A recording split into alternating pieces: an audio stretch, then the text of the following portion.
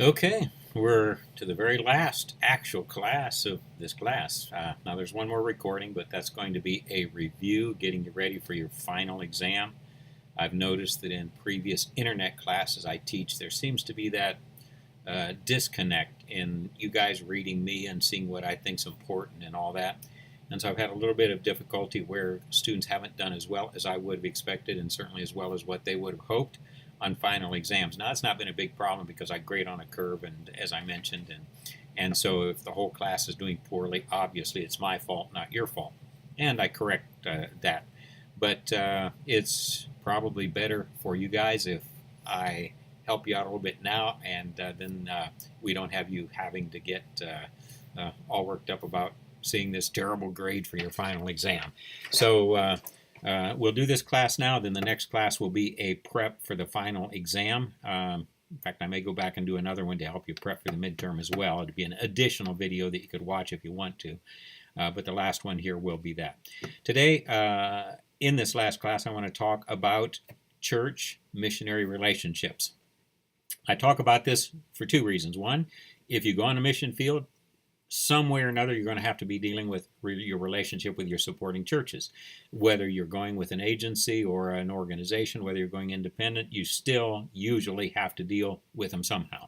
So I'm going to talk about that. The other thing is if you don't go to the mission field and you stay here in the States, either as a minister or whatever, that's okay too if you're actively involved in missions. I do think everybody should be a missionary somehow, either the person going or the person sending. So, and in that way, part of that team, part of that missionary effort. So, if you choose to fulfill the Great Commission by working here in the States and being a supporter of and an encourager of and a facilitator of missions and missionaries, that's fine. Of course, I'd like you to go, but if you don't, that's fine. If you are here in the States and what you do, how do churches and missionaries interact? Now, that's often been somewhat of a bone of contention or an issue in that many different churches run their missionary program, but they do it in a way that really has very little relationship with what actually needs to be done. They focus on things that aren't the issues, and they don't focus on the things that should be the issues. Now, what I mean by that, well, a lot of them say, well, does he send out a financial report? Does he cover all this? Does he cover all that? Or does she? Whatever. Financial reports are important, but they're not everything. And quite honestly, if a person is dishonest, they can fabricate a financial report. So if there isn't a trust relationship there, financial reports don't mean a whole lot. And if there is a trust relationship there, the financial reports are sort of a detail that needs to be taken care of, not the critical component, or at least that's the way it should be. So when you're dealing with the missionary and the missionary dealing with the church, how should that work? First of all, I think there needs to be very good communication back and forth. Now, internet is great for that. In the old days, it was a letter. I'd write this letter to all of our supporting churches every month, and I'd send it out. We were out in the jungle. I'd write 3 copies because at least one of those copies is going to get lost and never get there. And sometimes 2. But if you sent 3, at least one of them would make it. Sometimes 2. Almost never did all 3 copies make it. Now, it's not that bad anymore. Mail service has gotten better. With internet, we don't need to be sending snail mail, I think they call it. The paper and pen and envelope and stamp and all that kind of stuff. So, however it is, you need to communicate with them. You should be telling them what your basic philosophy as missions is. What is my philosophy? What am I doing down there? What am I trying to accomplish? And hopefully that's evangelizing the world, winning people to the Lord Jesus Christ. Now, after you say, I'm there to do this, to evangelize, to win people to the Lord, how am I going to do it? What's the methodology that I'm going to use? Direct and personal, a combination of 2 or 3, and they should have some input on that. As long as they know what you're doing and approve of it, that's okay. Now, in my own case, as I send out this information, if I have more than 1 or 2 churches question it or object to it, I stop. I look at it a little bit more carefully. I either haven't done a very good job explaining myself and the need for what we want to do, or else maybe that's the Lord telling me, hey, Dale, you're doing something crazy again. I do that fairly often, and you need to slow down and think about it and maybe drop this idea or modify it in some significant way. So that back and forth is good for the missionary, and it's good for the church because they're involved. Along with this good communication, the philosophy of mission, what you're going to be doing, and then kind of the how of you're going to be doing. How am I going to go about accomplishing this particular thing that I want to do? Let's say I'm going to use the direct method and then some backup or collateral stuff in the indirect method. How am I going to do it? Well, my direct method is going to be I'm going to be doing Bible studies in the home. I'm going to be walking the jungle trails and visiting the huts that people live in. How are we going to do it? But make sure they know what you're doing and how you're going to do it. That'll help them understand. You write back someday and say, hey, I need a motorcycle. Why do you need a motorcycle? You got this midlife crisis and you need your Harley or something. No, it's out here. Cars don't work because there's no roads, but where horses can go, a motorbike can usually go. So I'm going to use a motorbike to travel places that would take me days to get there walking, and I can get there in a couple of hours on a motorbike. All right, fine. You've explained it. They're good with it. Everything's good. So this back and forth gives them the information. It gives you the information. Now, if we're doing this via email or via message or on Facebook or something like that, whatever you do is fine. Generally, I recommend that within the church, if at all possible, try to get one person that's your liaison, somebody that you can communicate with and you know that they will pass the word on. Now, the reason I recommend having a liaison or a contact person is many times if everybody does it, nobody does it. And you simply send it, missions committee, church, well, it gets stuck in a file somewhere and might never get opened or get to the right people or something like that, because things that go to committees, if committee doesn't meet this week, it's laid over here, it gets laid over there, gets tossed, whatever. So if you have a liaison person, as long as that person's willing to do it, they'll receive your mail, they'll check it out, they'll make sure it gets in. If there's communication from the missions committee back to you, that person will be the one that will write to you and all that. You know who you're dealing with. And that works out generally pretty good. So I try to encourage that in all my churches. I'm not always successful. You can't impose your will on them, but I encourage it and I suggest it, and many of our churches do that as their way of communication with us. Now, what should be important to the church? I really work on trying to teach the churches what the job of the church is, which is the evangelization of the world. It's not the job of the church to be building houses for every poor person out there. It's not the job of the church to be feeding every hungry person out there. I tried to make that clear in this class that that's the personal issue. That's how you deal on the personal level with an issue you come into. When it comes to the corporate body, generally speaking, our primary goal, our only real goal, is evangelizing the world. Now, I pointed out when there is a natural disaster, sometimes a church as a church can help through a missionary in that area. That's what IDES does. They do a great job, and that is the church doing it. Nothing wrong with that. But why? The goal is win those people to the Lord. And by showing Christian concern, you're helping win them to the Lord. You're helping that local missionary do something that's going to get goodwill. It's going to open doors. It's going to say, hey, these Christians care about us. They helped us when we had a real need, a real problem. We do that in a way that we try to avoid dependency, because if you do it in a normal situation when it's just the everyday normal poverty that's there, often, as I mentioned, you're actually helping those people to live in a vice-filled, non-Christian lifestyle.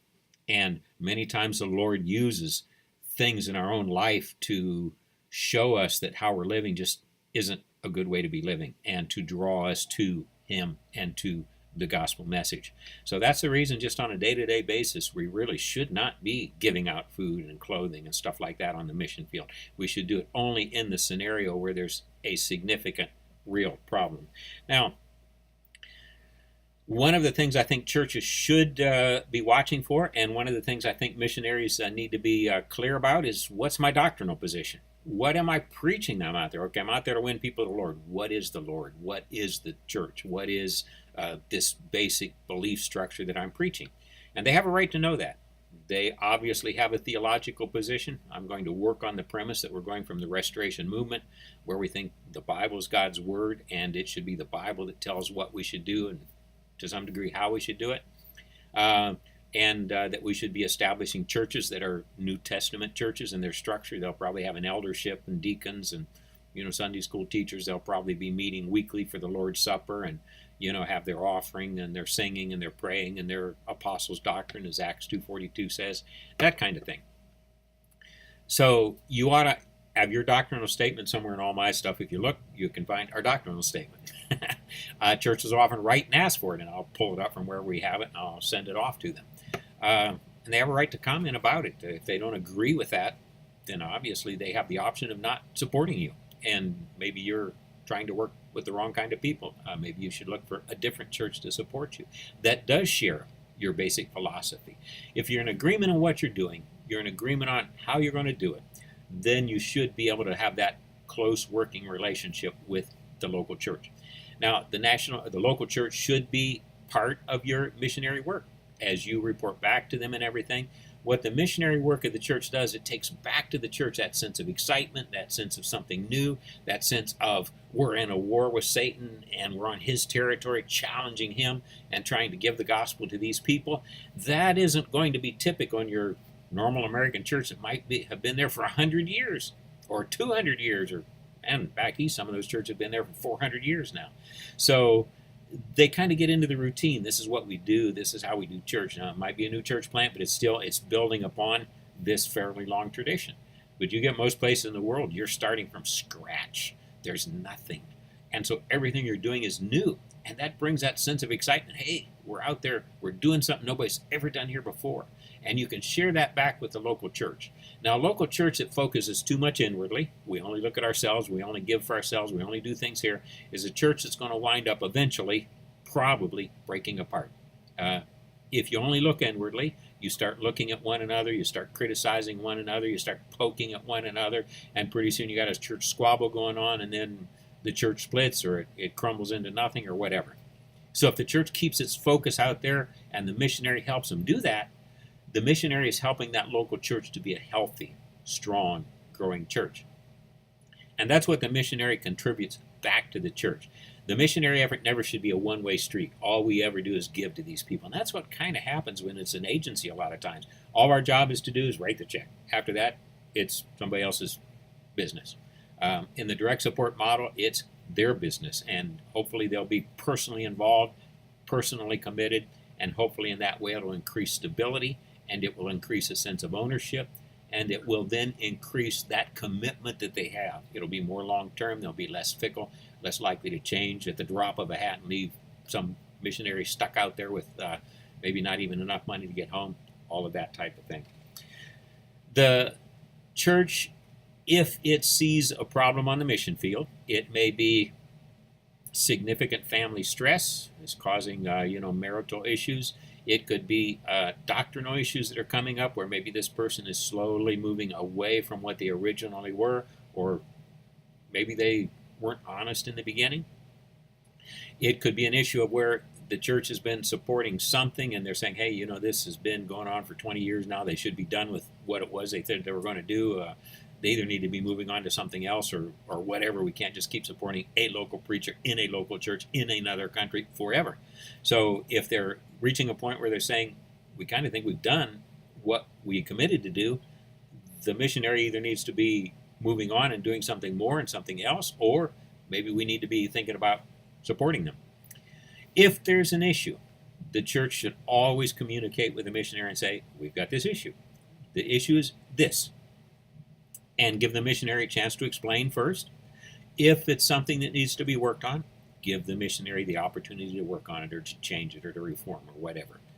I think it is a crass injustice for a church to simply decide, hey, we supported this couple, this family over here 5 years, 10 years, 15 years, 20 years. Now we like this guy over here or this person over here. We're just simply tired of them, or maybe they didn't send in their financial statement this year. You don't know what's going on in that missionary's life. Maybe there's a big major issue and he couldn't. But you just drop him. No communication. That is an injustice. That's a travesty.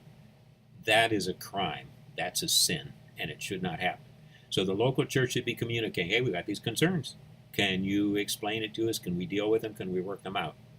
I think I mentioned that old saw, or that saying, the church is the only army that executes its wounded, and many times that's true.